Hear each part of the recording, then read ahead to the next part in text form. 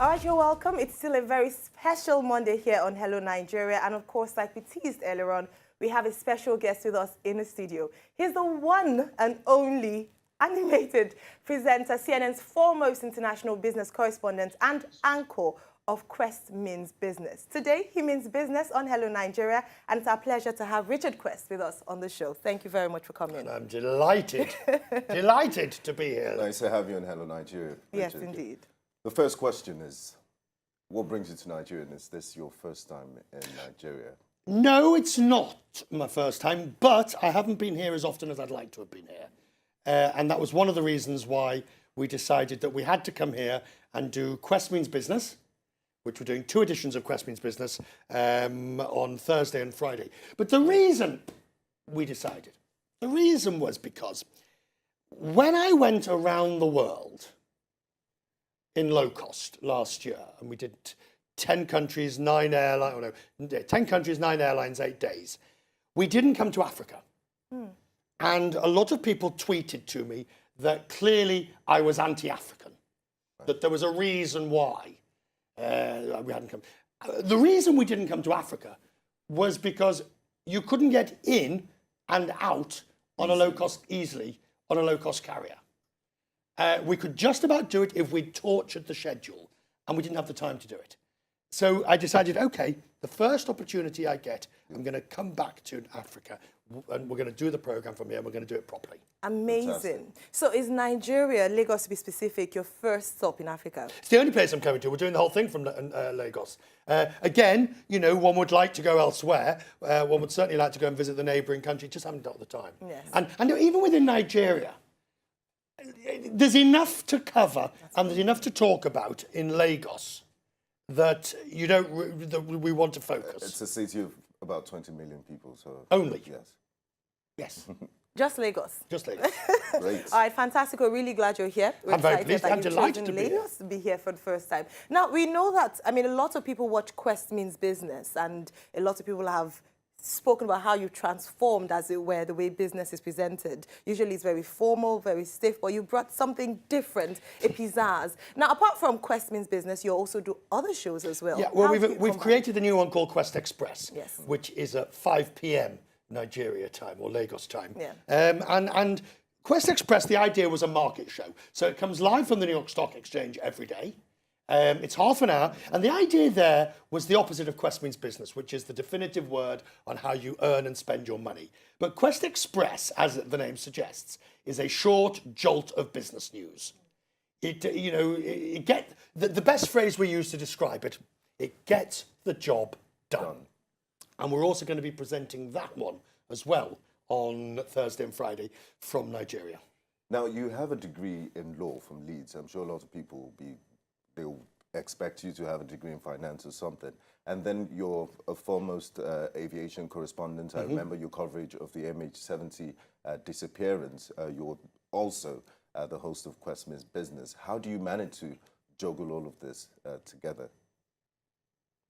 Being a jack of all trades. So you drop the ball once in a while. Yes, I mean, you do what look, great planning, great producers, and I have an inability to say no. So everybody asks me, will you do this? I say, yeah, put it in the schedule. And then 3 months later, I think, oh, God, why did I agree to do that? It seemed like such a good idea at the time. You just do it. You just do it. I mean, sleep is vastly overrated. Yeah. Apologies to Ariana Huffington, who loves sleep. But I mean, sleep is over. What I have to do on a trip like this, on any trip, is I have to husband my time. I have to take care of, I have to look after myself. The late nights just don't happen. You can't be irresponsible about where you eat. That's right. That's not the same thing as you don't eat local food. You're just careful where you eat. All right, before I ask you the next question, Yeah. it's amazing, or it's great you've talked about local food. Have you tried any local delicacy in Nigeria? Well, give me an example. Jollof rice. Yes, had it last. I can't say it, but yes, I had it yesterday, and I had twice yesterday. Oh, great. Yeah, it's great. It's I mean, great. you had it twice, it must be good. It was so good. I had it twice. The only thing I can't do when it comes to breakfast, I was looking at the Nigerian breakfasts, and But then when I'm in Japan or when I'm in, Latin America or in the Middle East, a breakfast is a breakfast. Yes. I mean, what do you have for breakfast? Well, I didn't quite have Lily's widow cake. But usually we have yam, eggs, we have bread. We also do the English breakfast as well. But So I like some cereal and all the usual stuff. Nice and easy. okay, all right. Now, Wenger mentioned about you covering aviation, but also you were part of the 2016 US presidential election campaign. Yes. Tell us about that. Well, it's fascinating. I became very aware that Donald Trump was going to win quite early on. From your travels. Yeah, from the travels. Up until the convention, in the middle of the year, June and July. By the time we got to June or July, I was pretty certain he was going to win. Simply because when you asked people in certain parts of the country how they were going to vote, they said, we haven't decided yet. When people say that, it means they're going to vote for the person that's perceived to be not. I thought, however, after the sex scandal and the video, I thought he might lose to Hillary Clinton just. But I tell you, Wasn't enough. the last week or two, I travelled through Florida from Tallahassee right the way down to Fort Lauderdale, to Miami, to Key West. And again, I was hearing the same thing. I haven't decided. I haven't decided. And that usually means I'm going to vote for the person who is perceived to be the least favourite, Donald Trump. Now, of course, I will be in Britain next month for the UK general election. Yes, how did you receive that one? That was quite a surprise. It was extraordinary. 3 years early, and Theresa May calling for an election. Do you... After having said for 9 Were you months... expecting Brexit? Sorry? Also? Yeah, same thing. Look, I'll tell you something that's really significant that journalists forget. I believe today's journalists, and we found this at CNN, spend a lot of time worrying about social media. Oh, what does social media say? Oh, what's Twitter saying? Oh, what's such and such saying? Get off your backside and go and report from where it's happening. If you go to where the people are, if you go and do some good gumshoe foot leather reporting, you will find out what the result is going to be. And that's what I found out with Brexit. By the time I had been round Britain, I was bloody certain that that Brexit was going to happen. Should we throw polls out of the windows? Do polls still work for you? No, the polls are a snapshot. But they got it wrong with Trump and Brexit. They didn't get it wrong with Trump. The national poll was right. The national poll actually got it right. It predicted that she was going to win on a national basis. However, Electoral college. thank you. Once you factor in the Electoral College, it becomes different. So by and large, I think the polling is quite accurate, providing you take it as a snapshot and you don't just take it as big. Now, let's see. The current polls have Theresa May about 22 points ahead in let's say yesterday's French election. The polls were right. The polls said that Marine Le Pen was about 22 points in the polls, and she got 23 points last night. Or 21 points, or whatever it was last night. So do you think the polls will be right with regards to Britain? We don't know. Let's wait and see. The polls will tighten. Okay. The problem in the UK election is there's no obvious, strong government successor at a time of great uncertainty. So if you're going to start changing horses in midstream, you better know what you're doing. And Labour is perceived, rightly or wrongly, to be weak, with a leader that is not popular, Jeremy Corbyn. The Lib Dems with Tim Fallon on the referendum question, still uncertain. So it's too soon to say. Okay. Now let's look at you. You've done quite a lot. You're an established journalist of international repute. Oh dear Lord, it makes me sound old when you say that. Not at all. It really does. Vibrant, that's the word. Well, at least you can call me veteran or venerable. Exactly, Yes. you're a veteran and you've interviewed great personalities. You were on was it Singapore Airlines, first A380 flight from Singapore to Sydney. Yep. Yeah, things like that. What would you say is the most memorable achievement of your career so far? Oh, I think that it's always very dodgy to start reminiscing about one's greatest hits. The moment you start reminiscing about your greatest hits, I mean, I tend to follow the late Shimon Peres. Israeli Prime Minister. Prime Minister and President, yes. He always used to talk about your dreams over your goals and your ambitions. And he used to say, you're still young when you have more dreams than ambitions. Very well said. And I tend to follow that view. As long as I still get excited at meeting you, and I want to hear your questions, and I want to come to Nigeria, and I'm sorry that I'm not going to Benin or to Chad or to any of the other countries that one would like to go to on this trip.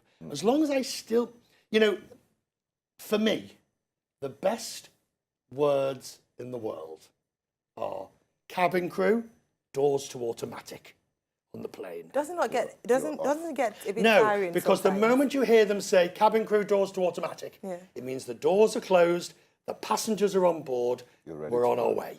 Wonderful. And a new adventure is going to take place. And I don't know where it's going to take me. I don't know who I'm going to meet. I don't know what upset stomach I'm going to get. But it's going to be something. Beginning of an adventure. Yeah. Wonderful. Yeah. Now, let's take your opinion for a second with regards to the economy in Nigeria. Yes. We know that business is your forte. You have been able to analyze business and the economic. What would you say in terms of your analysis of the Nigerian economy? Nigerian economy, and look, for 30 years I've been asked about the Nigerian economy, and it's always the same issue, frankly. It's always the same issue. It's when is this sleeping giant going to finally get its act together? And that's not just on the basis of an oil price that'll keep prices high and keep government revenues. Remember, the oil is what, 70%, 90% of exports, and what percentage of government, 60, 70% of government income. So you get an oil price that collapses and the country goes into recession, technical or otherwise. But that's not really the issue here. That really isn't the issue. The issue in Nigeria is when the government of any political persuasion is going to deregulate, open up with transparency and proper regulation of corruption. Those are the issues. Everybody knows it. Everybody repeats it. So let's take, for example, the government's latest economic plan, which has been warmly endorsed by the IMF. Fine, great. It's a plan that is designed to deal with an economy that's coming out of recession.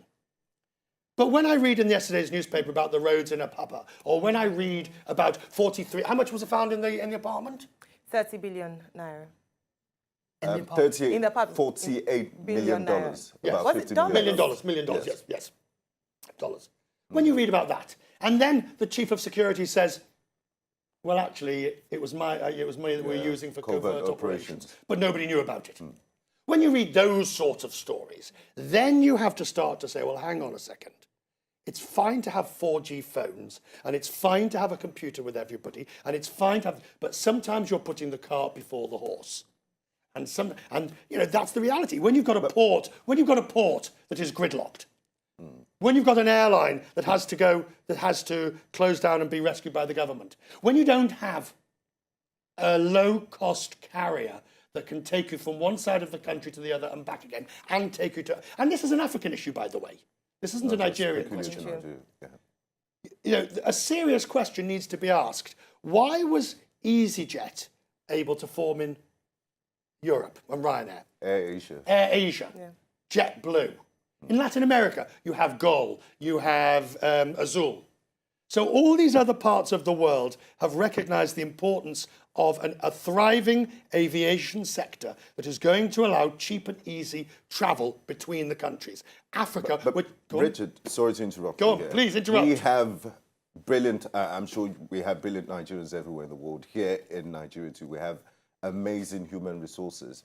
The organized private sector has proven to prove beyond doubt that, look, Nigerians can make things happen, like Dangote, for example. Do you think it's enough for the organized private sector to get us to reach that potential? No. Or government, we need to get government right?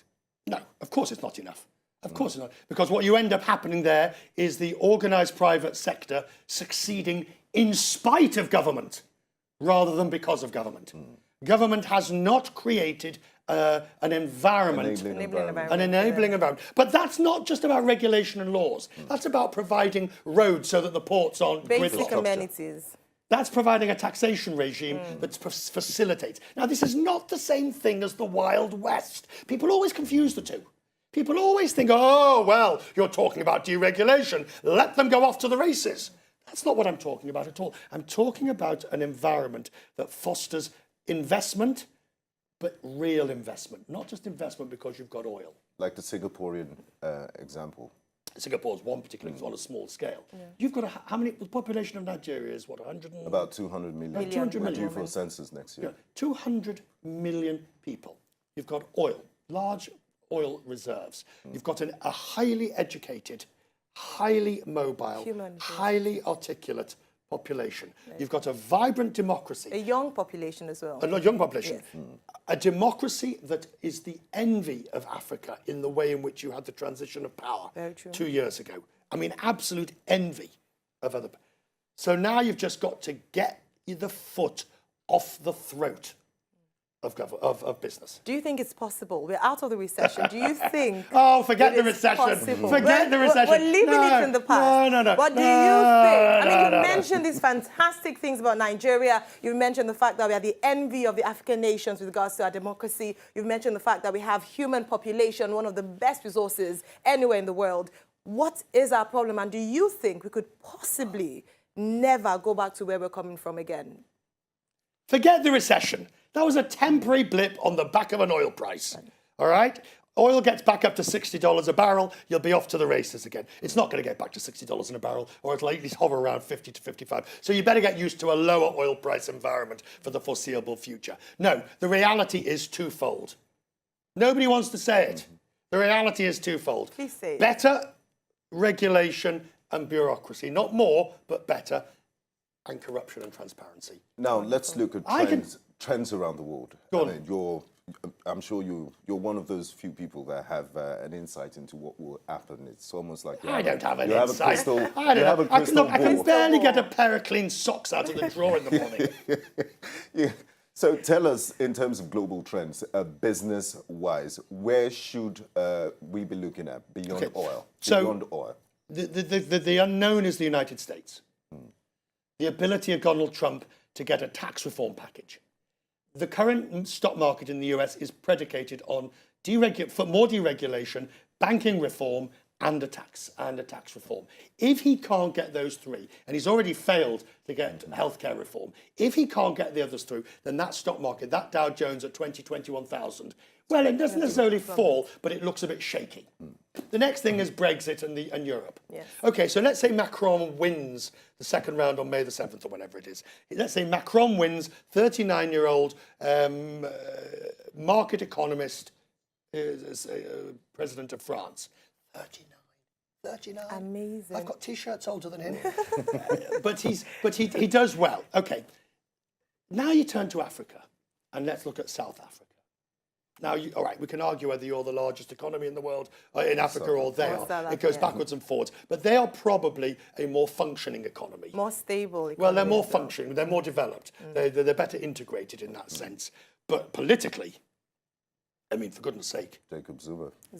I mean, for goodness sake, what can one say? Where does this end? Where does this South Africa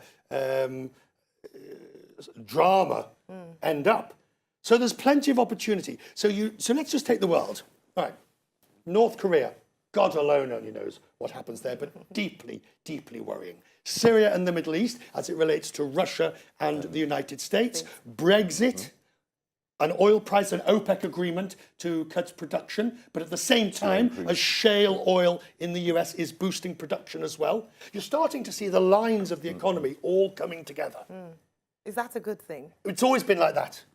It's always been like that. And even whether it's a good thing or a bad thing, it doesn't matter. How can Africa take advantage of that? Because we seem to have relative stability in terms of... you take it. You constantly want to put the cart before the horse. This part of this country has... This government, I think, is trying to get this message across. It is not a question of, you put in place the right policies and everything else follows on. That's the key to it. Am I making sense here? Yes. A lot. As opposed to hoping to suddenly get growth, hoping to suddenly have a bonanza, hoping to suddenly this. No, until you've got the policies on the rule of law, on transparency, on corruption. Yep, I know we all keep banging on about it.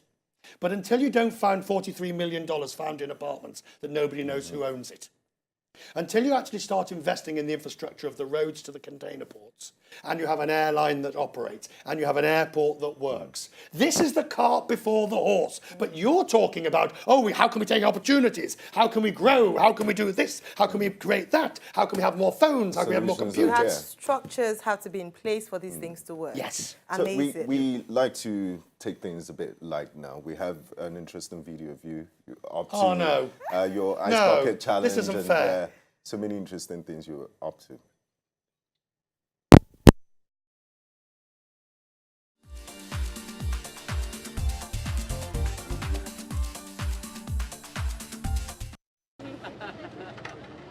A bucket of ice water.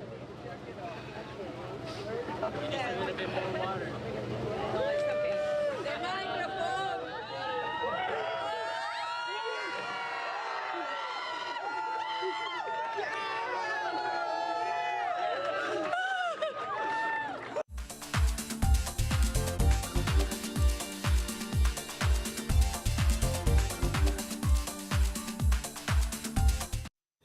All right, you're welcome Right. back. We still Hey. have the man Richard Quest with us in the studio, and of course he has school. Well, not so like he mentions, there are things that are very obvious, things that we should know already, but it's important to keep hearing them until they're put into effect. As we finally get to grudgingly let him go, we need to know the man behind. Ask anything Quest's you business. like. So Come we're on. asking. Come we on. saw some very interesting videos right there, and I saw you with the airless bucket challenge, and I could feel the chill It was, even it from was, here. it was, and not only that, they put more ice in it to make it even colder. And it was live on air, and I just longed to say a word that you can't say on television.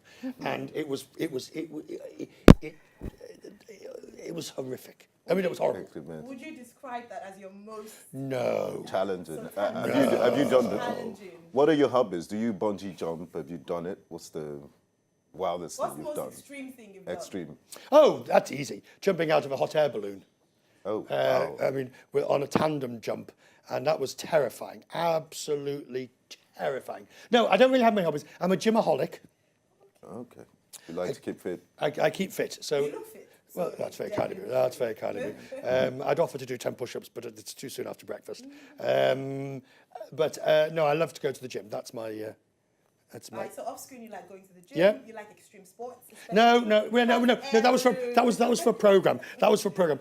Basically, what I really like doing, I like just sitting and reading and just, what I don't do, is I don't spend hours on Facebook. I don't spend hours on social media. I don't spend hours. You have an Instagram account. Instagram I do, yes. It's you Richard tried to- Quest. it was No, difficult it is. finding I have got one, yeah, but I prefer Twitter. All right. At Richard Quest. At Richard Quest. At Richard Quest. And I have an email address. Okay. And you can subscribe.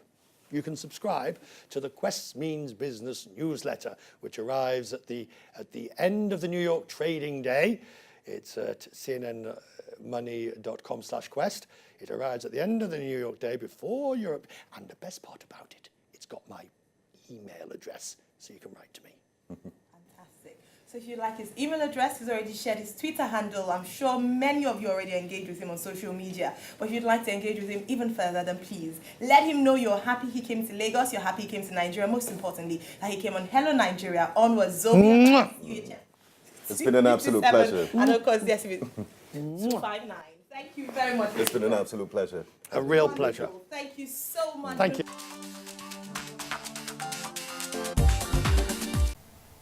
To enjoy more of these our Ogbonge videos when you just watch, press this button to subscribe on top of our YouTube page. You go love am.